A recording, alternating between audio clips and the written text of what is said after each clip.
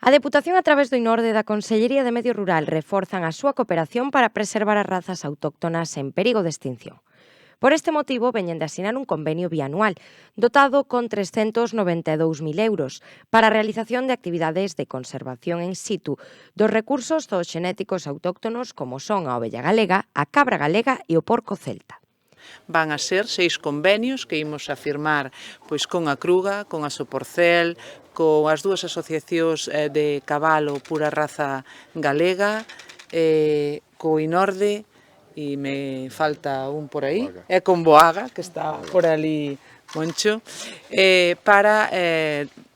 para o funcionamento e os traballos que realizan desde esas asociacións. Hoxe estamos aquí nesta finca da Deputación de Ourense que dá conta desa colaboración institucional no apoio ás razas autóctonas galegas. Tal e como explicou o presidente do INORDE, Rosendo Fernández, este convenio, que asumirán o 50% ambas institucións, é primordial para a actividade desta granxa, que é fundamentalmente para a preservación destes recursos zooxenéticos, a recría e a posta a disposición dos gandeiros dos exemplares. Do que se trata, en realidade, é do apoio ás razas autóctonas e aos criadores de razas autóctonas.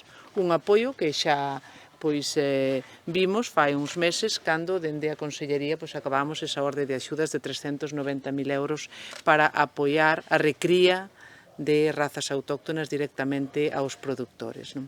E seguimos nesa colaboración. O convenio subscrito tamén contempla a promoción da cría en pureza, recuperación e mantemento da diversidade xenética, así como a divulgación e sensibilización sobre o valor destas razas para o medio rural.